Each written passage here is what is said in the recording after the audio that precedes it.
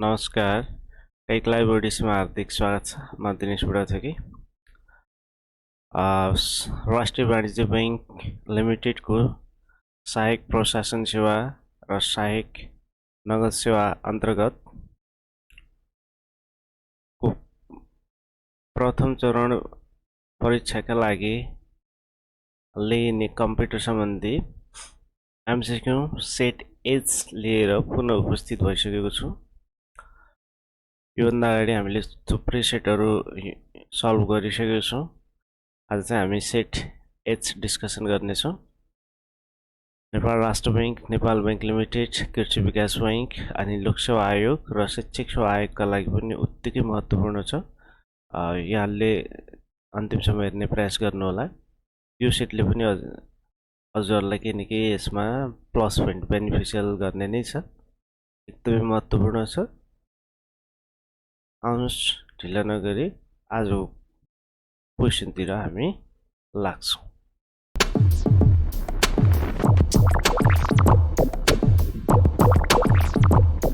Okay, set H Microsoft वर्डको पहिलो आज question रहेको छ। क्वेसन नम्बर 1 मा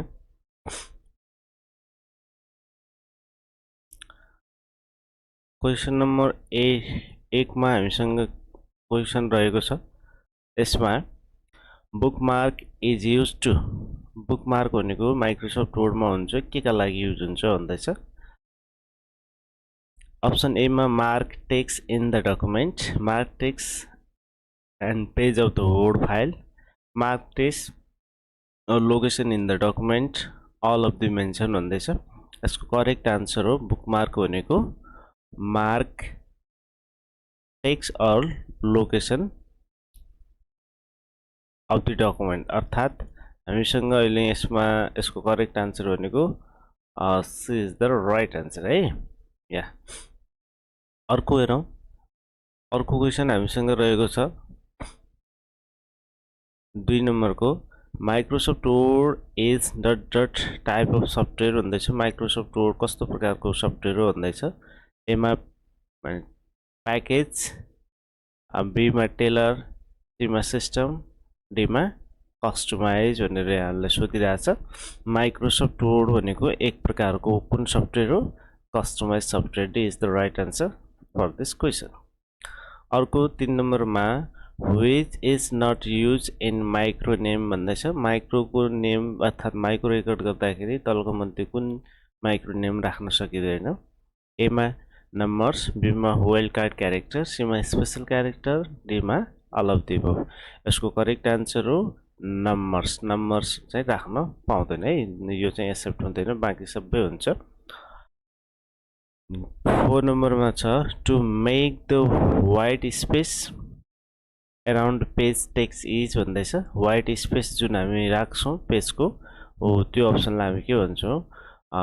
एमा गटर, बीमा मार्जिन, सीमा पेज विड्थ, डीमा बोर्डर। पक्का पनि वाइट स्पेस जुन हुन्छ यहाँलाई क्वेसन यसरी पनि मोड्न सक्छ, त्यसलाई चाहिँ हामी मार्जिन भनेर भन्छौँ। अर्को हामीसँग 5 नम्बरमा रहेको छ border can be apply to भन्दैछ। बोर्डर कहाँ हाल्न सकिन्छ? इमेजमा, एमा, बीमा टेक्स्टमा प्याराग्राफमा, सीमा टेक्स्ट बक्समा अनि डीमा अल अफ द अबभ लेखेको छ। यसको आन्सर पक्का पनि यहाँले गेस गरिसक्नुभयो होला, सबैमा हाल्न पाउँछ all of the above. By default यो document print in dot dot mode भन्दैछ। बाई डिफल्ट कुन मोडमा हुन्छ? एमा प्रिन्ट प्रिभ्यू, बीमा पोर्ट्रेट, सीमा पेज सेटअप, डीमा ल्यान्डस्केप। बाई डिफल्ट भनेको हाम्रो पोर्ट्रेट हुन्छ। B is the right answer है।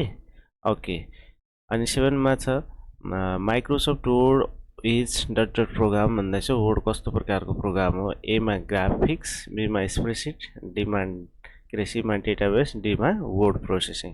माइक्रोसफ्ट वर्ड भनेको वर्ड प्रोसेसिङ सफ्टवेयर हो। This is the right answer है। वर्ड प्रोसेसिङ एउटा एप्लिकेसन सफ्टवेयर हो। 8 नम्बरमा Microsoft Word application software mainly use for के का लागि युज हुन्छ भन्दैछ। एमा क्यालकुलेसन, बीमा प्रेजेन्टेसन, सीमा टेक्स्ट एन्ड डकुमेन्टेसन, डीमा अल अफ द अबभ। यहाँले गेस गरिसक्नुभयो होला माइक्रोसफ्ट वर्ड चाहिँ हाम्रो टेक्स्ट एन्ड डकुमेन्टेसनका लागि चाहिँ युज हुन्छ है। प्रेजेन्टेसनका लागि पावर पोइन्ट हुन्छ भने क्यालकुलेसनका लागि हाम्रो एक्सेल लगायतको सफ्टवेयरहरू हुन्छ। ओके 9 मा छ the feature of Microsoft Word that combine a set of database record with a main document is भन्दैछ। main document सँग चाहिँ हैन तल दिएको मध्ये हामी कसलाई चाहिँ कम्बाइन गरेर जोड्न सक्छौं डेटाबेसमा भन्दैछ।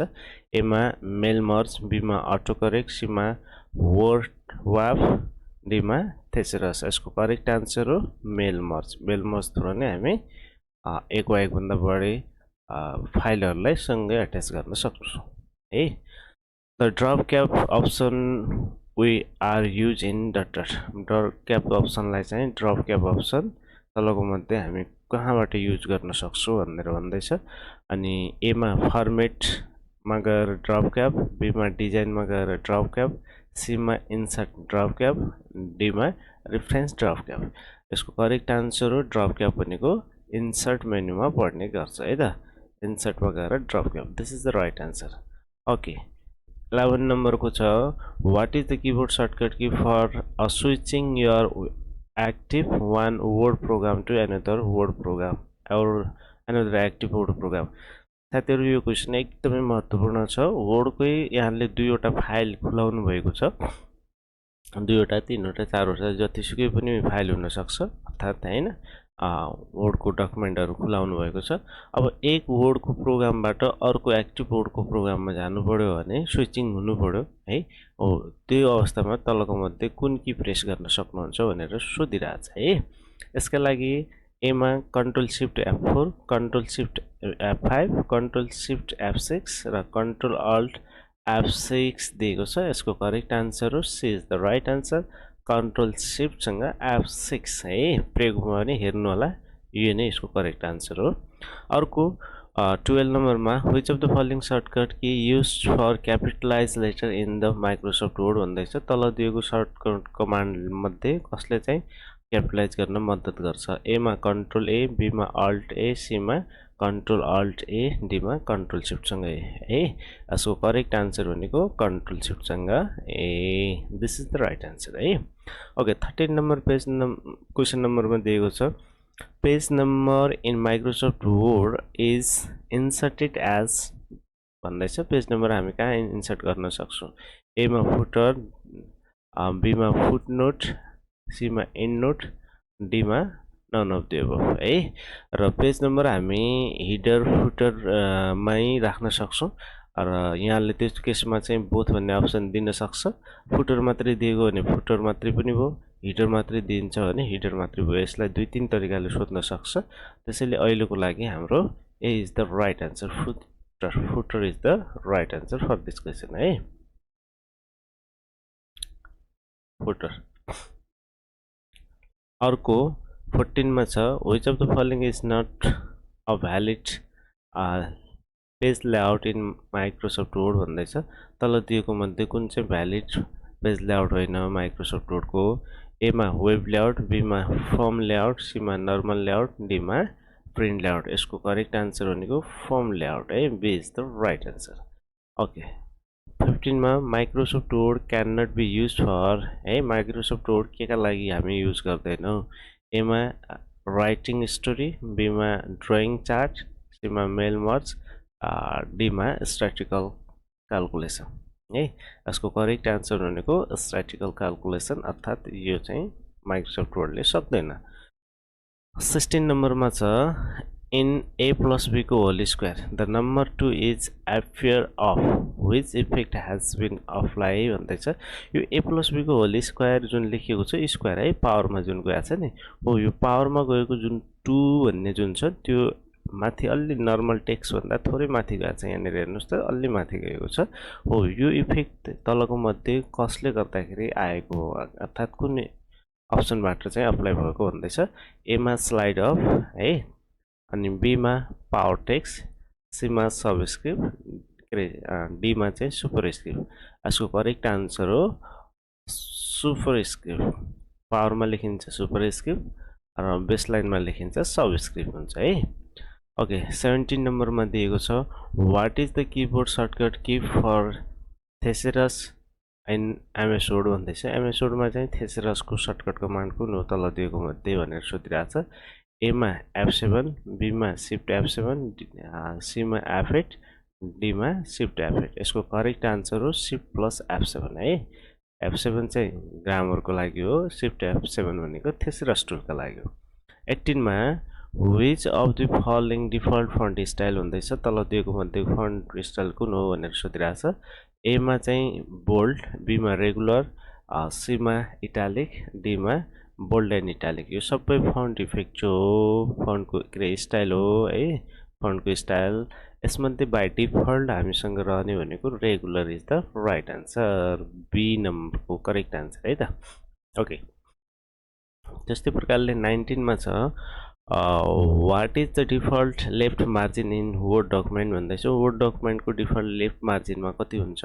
भनेर सोधिरहेको छ एमा 1 इन्च बीमा 1.25 इन्च सीमा 1.5 इन्च डीमा 2 इन्च यहाँलाई सोधेको छ यसको करेक्ट आन्सर हो C is the right answer है C is the right answer 1.5 inch लेफ्टमा चाहिँ साथीहरु यो जुन क्वेसन आएको छ यो माइक्रोसफ्ट वर्डको 2003 को क्वेसन यसमा रहेको रहेछ है अर्को 20 मा छ which of the following is the latest version of Microsoft Word भन्दैछ तल दिएको मध्ये माइक्रोसफ्ट वर्डको लेटेस्ट नयाँ भर्जन कुन हो भनेर सोधिरहेको छ ए मा वर्ड 2.0 बी मा वर्ड 200 सी मा वर्ड 97 डी मा वर्ड एक्सपी यसको करेक्ट आन्सर वर्ड एक्सपी है वर्ड एक्सपी अझै योभन्दा लेटेस्ट पनि अहिले कति छ है अहिलेको लागि वर्ड एक्सपी यो क्वेसनका लागि 21 मा दिएको छ which of the following is not Edison view भन्दैछ तल दिएको मध्ये कसले चाहिँ एडिसन भ्यू गर्न सक्दैन भन्दैछ डकुमेन्टलाई चाहिँ ए मा आउटलाइन भ्यू बी मा फुल स्क्रिन भ्यू सी मा पेज लेआउट भ्यू डी मा फर्मेट भ्यू यसको करेक्ट आन्सर हो format view is the right answer D नम्बरको करेक्ट आन्सर 22 नम्बरमा दिएको छ which one of the following is shortcut key is used for bookmark बुकमार्कका लागि तल दिएको मध्ये कुन सर्टकट की हामी प्रयोग गर्छौं भनेर सोधिरहेको छ ए मा कन्ट्रोल शिफ्ट F4 बी मा कन्ट्रोल शिफ्ट F6 सी मा कन्ट्रोल शिफ्ट F5 डी मा नन अफ द अबभ यसको करेक्ट आन्सर हो कन्ट्रोल शिफ्ट सँग F5 C is the right answer for this question है ओके त्यस्तै प्रकारले 23 मा दिएको छ to delete left one word in the document we pressing भन्दैछ यहाँले चाहिँ हैन लेफ्टबाट एउटा वर्ड के गर्नु पर्यो डिलिट गर्नु पर्यो भने त्यतिखेर तल दिएको मध्ये हामी कुन अप्सनलाई थिच्छौं भनेर सोधिरहेको छ है एउटा वर्ड लेफ्टबाट मेटाउनको लागि ए मा डिलिट बी मा कन्ट्रोल डिलिट सी मा स्पेस डी नम्बरमा कन्ट्रोल ब्याक स्पेस यसको करेक्ट आन्सर हो control plus delete B is the right answer okay 24 मा दिएको छ in which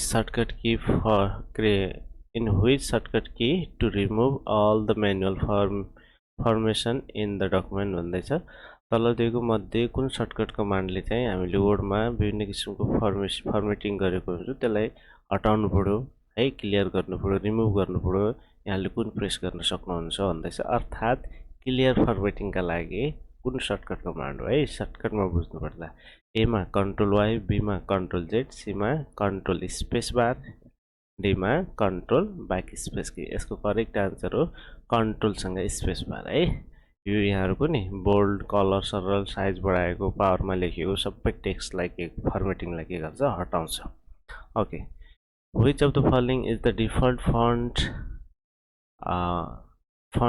default font and font size in WPS भन्दैछ वर्ड प्रोसेसिङ सफ्टवेयर को office भर्जनमा चाहिँ तल दिएको मध्ये कुन फन्ट हुन्छ र कसको कति साइज हुन्छ भनेर दिएको छ है र यसको ए नम्बरमा Arial and font size 12 B मा Calibri body and font size 10 C मा pretty and font size 14 D मा Time New Roman and font size 11 दिएको छ यसको करेक्ट आन्सर हो B is the right answer Calibri body Calibri body font size 10 is the right answer for this question है। साथीहरू हाम्रो आजको यो सेट पनि यही समाप्त हुन्छ। 25 क्वेसनहरू आएको थियो, यसमध्ये यहाँलाई यो सेटले केही न केही बेनिफिसियल गर्यो होला, यहाँले मेहनत गर्नु होला है भन्दै अब हामी नेक्स्ट सेटमा पुनः भेट्ने बाचा गर्दै आजको लागि चाहिँ म छुट्टिन्छु। यहाँहरूको यो सेट चाहिँ के कतिको अर्थात् यहाँलाई चाहिँ के कस्तो लाग्यो यहाँले आफ्नो कमेन्ट चाहिँ लिभ गर्नु नभुल्नु होला, कमेन्ट छोड्नु होला भन्दै यहाँहरूको दिन चाहिँ शुभ रहोस्। आजको लागि हामी छुट्टिन्छौँ। ओके, हस्, बाई बाई, नमस्ते, यहाँहरूको दिन शुभ रहोस्।